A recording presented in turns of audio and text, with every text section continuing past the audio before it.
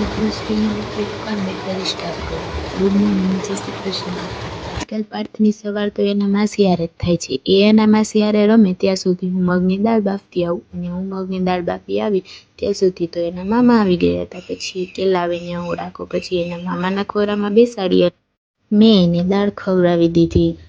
પછી અમે બધાએ નાસ્તો કરી લીધો અને મેં મમ્મીનું બ્લાઉઝ પીસ અને બ્લાઉઝ લઈ લીધું કટિંગ કરવા માટે. પછી મેં મસ્તની કટિંગ તો કરી લીધી અને સિલાઈ કરવાની બધી જ તૈયારી કરી લીધી. અને મારે થોડીક હતી ઉતાવળ, કેમ કે પાર્ટ 3 ન રહીએ એટલે થોડીક ઉતાવળ રાખવી પડે છે. બ્લાઉઝ તો મેં જલ્દીમાં સીવી લીધું, પણ થયું કંઈ કહું, લીધું તો મમ્મીનો માપ અને થઈ ગયું મારા માપનું, એટલે મારું તો મૂડ ઓફ થઈ ગયું. પછી હું ગઈ પાર્થ પાસે મૂડ ફ્રેશ કરવા માટે, અને ત્યાં જઈને જોયું તો પાર્થ એના નાની હારે મસ્તી કરતો હતો.